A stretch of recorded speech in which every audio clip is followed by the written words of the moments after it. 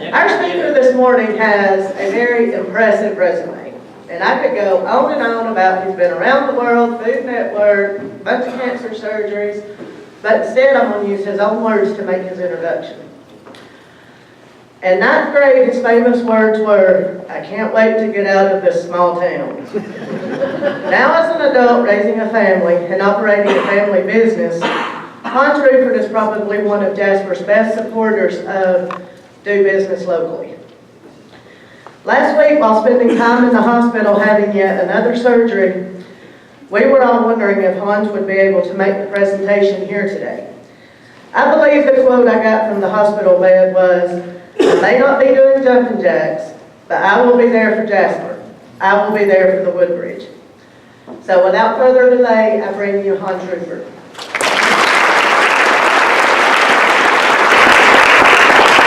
All right, my turn to play with this microphone, please. Well, guys, I'm probably the first guest speaker that has 40 staples in his belly while he's giving the speech this morning. Or at least I hope I am. I just had my 12th surgery, and I think my kids collect Pokemon, and I seem to collect surgeries. And it's funny, people always feel like they don't want to tell me. My own mom told me this morning she wasn't feeling well yesterday. People don't want to tell me when they don't feel well because they feel like that compared to my problems, their problems are nothing. But I think it's actually the opposite. I think I'm probably the most empathetic person in this room when it comes to health issues and not feeling well. So I sometimes feel like people feel like they're trying to compete with me, but I honestly am not trying to compete with anybody. It's a race I'm winning that I don't want to win, but I had a joke for a long time. You know, I had 11 surgeries. My last big surgery was in 2011. And I sort of joked that I wanted a punch card where my 12th one is free, like you get at Starbucks, you know. But I just had my 12th one, and I can pretty much guarantee you Piedmont is not going to be saying, "Oh, congratulations, your 12th surgery is free." But anyway, so Stephanie's correct, I'm not doing jumping jacks this morning. I'm a little sore. Like I said, I got a belly full of, really full of not much. Staples are pretty much all I have. I don't have a stomach. I don't have a gallbladder now. And the gallbladder thing was actually almost secondary. As they were prepping me for surgery, they came in with a piece of paper and said, "Can we get your consent to take your gallbladder?" I'm like, "Just whatever, take it. I mean, just leave me an IOU in there." So for a long time, you know, I've been kind of known as the chef with no stomach. In fact, if you Google chef with no stomach, I'm the guy that pops up. And so food is sort of a love-hate relationship for me. I love food, and every day I think about food, but I have a hard time eating food. I have a hard time digesting food, which is kind of an awful place to be. But at the same time, I don't let my cancer situation or my health situation ever be an excuse to not do something. I try to use it as my fuel to do something. I kind of feel like I've been shown my hourglass, and I'm very much aware of that sand falling through that hourglass. So every day, instead of thinking, "I'm not going to do this because I had cancer or because I just had surgery," instead I think, well, I have no idea if I'm going to end up in the hospital next week. So this morning, I had so many people asking me, "Are you sure you want to do this?" But when they told me Jack Dunn was the alternate, I thought, I can't do that to these people.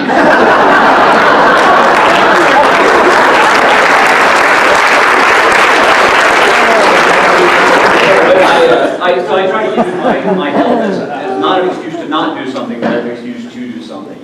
And I can take it on Jack again at least one or more times while I'm here. But anyway, so again, I've kind of been known again as the chef with no stomach. And I can survive that. And apparently I can survive no gallbladder. I can survive whatever else they're taking out. But the one thing I can't survive is the chef with no customers. And that has been our biggest challenge. And I'll be honest with you, it's something that I think I'm not alone, although I might be the alone in voicing it, is that this winter almost put us under as a business. I mean, it really did. We came within a payment of going out of business. And this is a business that's been there. I think that a lot of people think of the Woodbridge as one of those keystone places. They think of the Woodbridge as it's always going to be there because it's always been there. But the truth is, without local support, and we're sort of a magnet for tourists. We get people from all over the country and all over the world, and that's great. But those aren't the people that are paying our bills. It's you guys that pay our bills. It's you guys that make the Woodbridge there. And I think that has never been more evident than during this last snow fiasco. You know, we had back-to-back weeks of just horrible weather. And we opted to stay open. We opted to stay open not because we thought it would be profitable, but we thought that's what Jasper needed. And I think those are the times where you really see the importance of local. And you see people like, again, Jack Dunn was the man in the drugstore by himself. And Kurt Garner was down at Ace Hardware. And, the people that could get there were actually doing the things that the community needed. And I think what an amazing sort of testament to why we do what we do. But then it's frustrating, and I hate to get a little preachy, but everybody was so commending, thank you for staying open, and thank you to us for making sure that people had a place to eat or a place to sleep or whatever it is. And then that following weekend to go and see them all lining up at big box chain store, getting their prescriptions filled, or getting, eating lunch or whatever.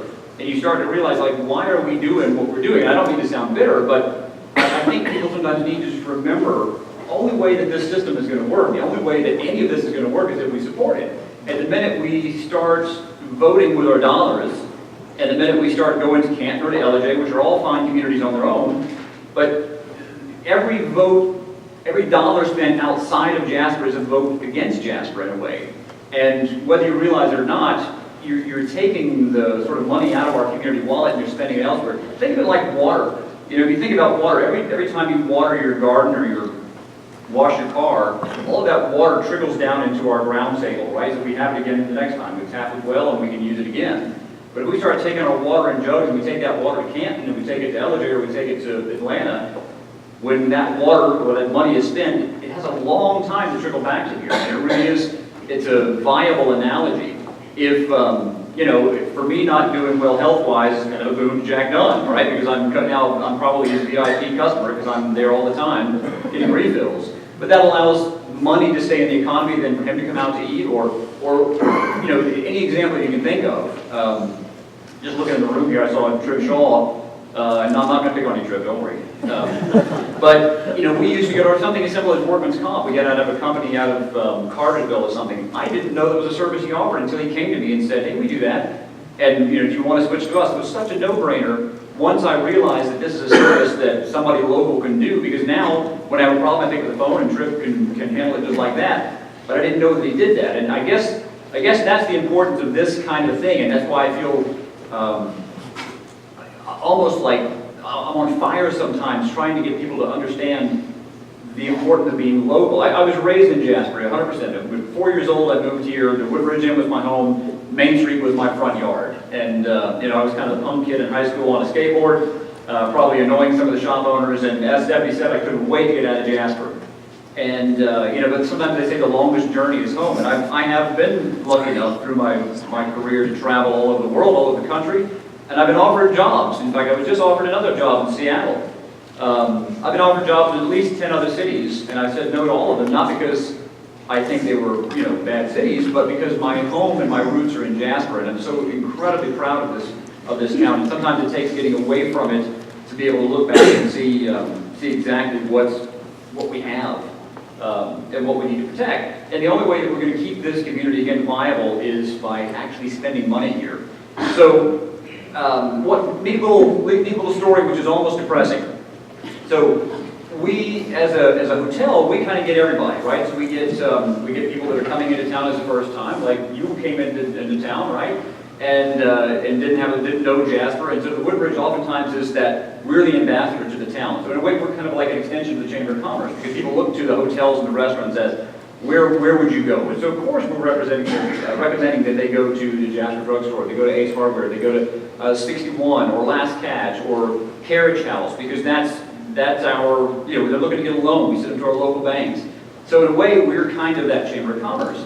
So a friend of mine from Georgia Public Broadcasting came and stayed 2 days, and she goes, I'm going to kind of do an unofficial experiment with my permission and go ask the other businesses about the Woodbridge Inn. And the results that she came back with were quite honestly shocking. There was a shop, no joke, a stone's throw from the bridge that told them that I had died in 2010 and we sold it to a Pakistani family. I'm not kidding, I could throw a rock, even in my weekend state, I could throw a rock to this shop. And they were told that I was deceased. And it used to be good. It used to be good when the Reuffert family owned it. Well, we still own it. Now, of course, we did, during the depth of my illness, we did have it on the market for a time. And some of you know this story, some of you might not. We had an offer from an addiction therapy center to buy the Woodbridge. And it was a lucrative offer, and we could have sold it and done what we wanted to do. And I couldn't allow that to happen. I know the world needs addiction therapy centers, and I know probably Pickens needs an addiction therapy center, but the Woodbridge Inn doesn't need to be an addiction therapy center. And so we, as a family, decided, you know what, it's a struggle, and it's tough, but we owe it to Jasper to keep the Woodbridge. And so we made it a very cognitive effort to do that. But just across the bridge, we have local businesses who don't even know what we are or who we are or what we do. And during that snowstorm, we decided to feed all of the first responders for free. So we fed all of the firefighters and the ambulance drivers, and we did that not as a PR move, but because we felt like here we are in the middle of town, we're open. I don't have the strength or the tools, the equipment to pull somebody out of a ditch, but I have the food to feed the people that can pull somebody out of a ditch. You know, we fed the trucker drivers and things too. And so while I had these folks in the room, a lot of them I recognized, a lot of them I didn't. And so I thought, well, here's a chance for me to have kind of a candid conversation with them. And I asked them, why don't you eat here? What is your perception of Woodbridge Inn? Half of them thought we were just a hotel and we weren't a restaurant. Half of them thought we were way too expensive or fancier than we are. And quite honestly, maybe in the 80s we were, but we haven't been in a decade plus. Some of them had no idea that we were even there, which is pretty amazing, that we had first responders had no idea that there was a business across the bridge. But it's eye-opening when you start asking questions about your own business, and I think that's something that I would challenge each of you to do is every morning you get up, you're kind of a little bit shop blind, you kind of get into routines, you open the shop, you do your things, and you know what you're doing and why you're doing it, but sometimes your customers don't, sometimes your neighbors don't even know what you're doing and why you're doing it. So I think gatherings like this are an opportunity not only for us to introduce ourselves and here's who we are and here's what we do, but to ask questions about the people next to us because we're all really interdependent on each other. And unless we kind of raise our hand and say, hey guys, we need help, or hey, don't forget us over here, because we sort of get out of a routine. I had one customer we hadn't seen in several years, and I said, what happened to you? Where have you been? And that's what we just kind of forgot about you. And we're all guilty of that. We kind of get into our routines, and then for whatever reason, we fall out of that routine, we pick up new routines, and we forget that if I don't shop at a local business, I often mention Blue Star, because I think Blue Star going under was a bit of a shock to a lot of us in this community. And hopefully many of you remember the Blue Star grocery stores where Tractor Supply Company now sits, was a thriving grocery store, which had been in Pickens County for a few generations. And when it closed, everybody was just this collective gasp. They can't imagine that Blue Star would ever not be here. But then we all start thinking about, well, gosh, the new one's open on the highway. I started going there, and at no point did we ever go to Charlene and say, hey, look, here's why we stopped going. I personally stopped going because their produce wasn't as good as the place on the highway. But I guarantee you, had I gone to her and say, look, I need your produce to be a little better, she would have done that. And I think that's an important point too. And during my illness, and my dad's illness before me, and my sister's illness before that, we aren't a very healthy family, I'm going to say. But several people would tell us, Hans, we stopped going because while you were ill, it went downhill. And we didn't want to tell you.